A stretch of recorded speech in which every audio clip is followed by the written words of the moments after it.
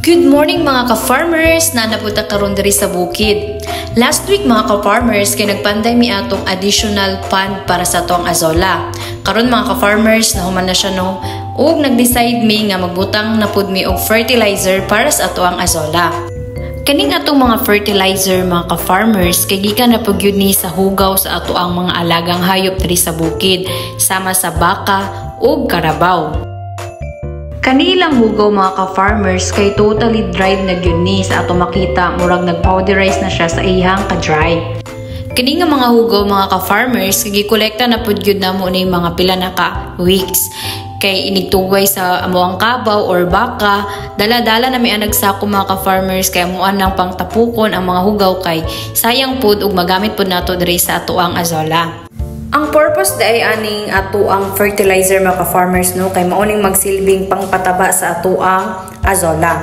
Ug very organic jud kayo ni siya mga ka-farmers. Nalingaw na jud pud mig-ayag aning hugaw mga ka-farmers no, pero at the end amo na lang gibutang tong uban nga mga napay tibugol kay malangay mi kung amo pang ayagon. So mo na mga ka-farmers amo ang gibutang ang tubig.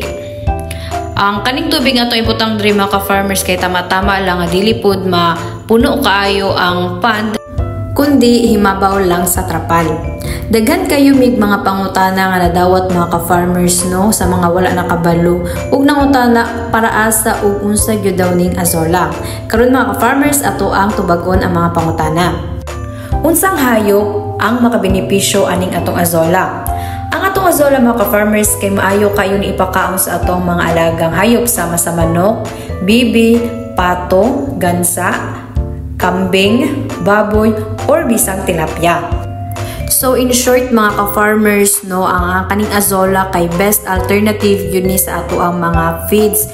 Since karon mga ka-farmers ang commercial feeds grabe gyud ka mahal ug maglisod ta og palit og dinaghan kay murag mahal lang gyud kayo siya. So kaning azola mga ka-farmers pwede gyud kay nato ning ipakaon sa atong mga alagang hayop.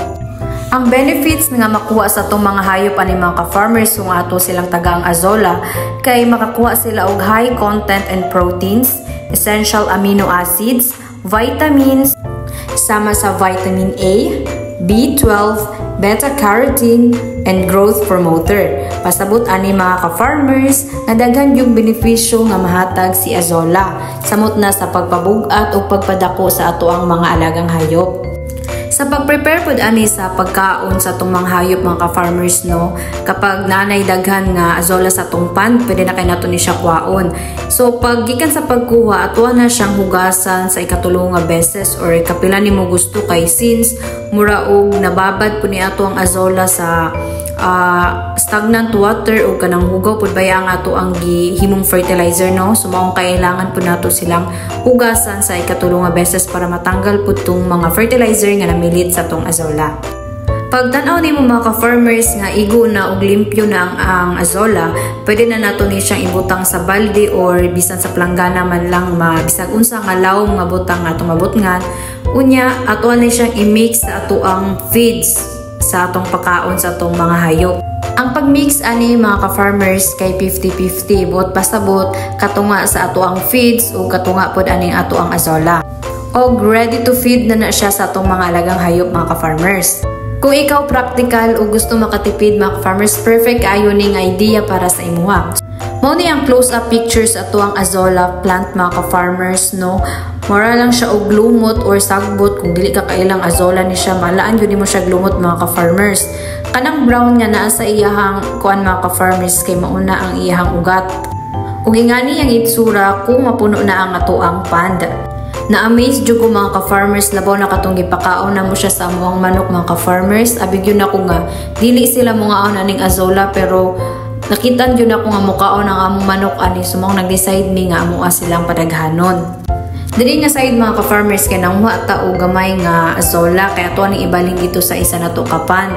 So kato day atong gibutang ang tubig mga ka-farmers nga pond kay ato siyang gi-rest for 2 nights para malugdang to mga tibugol nga ato ang gibutang nga fertilizer. Saka nato siya ibalhin ning kaning ato ang azola sa atong isa ka pond. So muna na itsura mga ka-farmers sa tong pond, no? Wala na tayo makita nga naglutaw-lutaw nga mga hugaw kay nalugdang na sila dito sa ilalom niya. Karon perfect na kayo ni mga ka-farmers nga balhinan sa ato ang mga azolla kay diri na po nato sila padaghanon. Pagulat lang tag mga 1 month siguro mga ka-farmers para mapuno na po nato ni ang atong isa ka pond para ready to feed na po ni sa atong mga alagang mga chicken.